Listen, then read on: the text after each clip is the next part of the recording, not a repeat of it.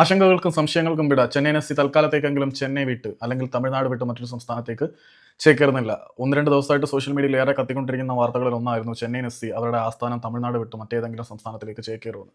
അതിന്റെ കാരണം എന്താണെന്ന് വെച്ചാൽ തമിഴ്നാട് ഗവൺമെന്റിന്റെ ഭാഗത്തു നിന്നും മതിയായ പിന്തുണ കിട്ടുന്നില്ല എന്നുള്ള പരാതിയെ തുടർന്നായിരുന്നു അവർ തങ്ങളുടെ ആസ്ഥാനം റീലൊക്കേറ്റ് ചെയ്യുന്ന തീരുമാനത്തിലേക്ക് എത്തിയത്. ആ സമയം തന്നെ മറ്റ് ചില ഇൻട്രസ്റ്റും കാര്യങ്ങളൊക്കെ പുറത്തു വന്നപ്പോൾ തന്നെ തമിഴ്നാട് മുഖ്യമന്ത്രിയായിട്ടുള്ള സ്റ്റാലിൻ്റെ ആളുകളുമായിട്ട് ചർച്ചയും കാര്യങ്ങളൊക്കെ തുടങ്ങാനുള്ള തീരുമാനങ്ങളൊക്കെ ഉണ്ടായിരുന്നു. നമ്മൾ നേരത്തെ ചെയ്ത വീഡിയോയ്ക്കകത്തും പറഞ്ഞിട്ടുണ്ടെന്നാണ് വിശ്വാസം. കുറച്ച് ചർച്ചകളൊക്കെ ബാക്കിയുണ്ടെന്നും.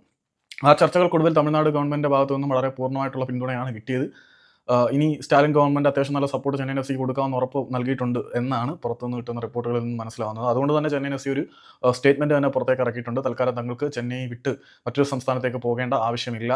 ഞങ്ങൾ നല്ല രീതിയിൽ തന്നെയാണ് പ്രവർത്തിച്ചു വരുന്നത്. ഇനിയും തമിഴ്നാട് ഗവൺമെന്റിന്റെ സഹകരണം ഞങ്ങൾക്കുണ്ടാവും എന്ന് ഉറച്ചു വിശ്വസിക്കുന്നുണ്ട്. തമിഴ്നാട്ടിലെ പ്രതിഭകളെ ഡെവലപ്പ് ചെയ്യുക, തമിഴ്നാട്ടിൽ ഫുട്ബോളിന് കൂടുതൽ വളക്കൂറുണ്ടാക്കുക തുടങ്ങിയ ലക്ഷ്യങ്ങളുമായിട്ട് ചേർന്ന് പ്രവർത്തിച്ചുകൊണ്ട് തമിഴ്നാട്ടിൽ തന്നെ തങ്ങളുടെ ആസ്ഥാനം സുസ്ഥിരമാക്കി വെക്കും എന്ന് ചെന്നൈയിൻ എഫ് സി ഒഫീഷ്യൽ സ്റ്റേറ്റ്മെന്റിലൂടെ അറിയിച്ചിട്ടുണ്ട്. അതിന്റെ താഴെ ചെന്നൈയിൻ എഫ് സിയുടെ ആരാധകരെല്ലാം ആശ്വാസത്തിന്റെയും സന്തോഷത്തിന്റെയും കമന്റുകളും കാര്യങ്ങളൊക്കെ വാരി വിതറുന്നുണ്ട്. അപ്പം പറഞ്ഞു വന്നത് മറീന മച്ചാൻസ് ഇനി ചെന്നൈയുടെ സ്വന്തം തന്നെ ആയിരിക്കും.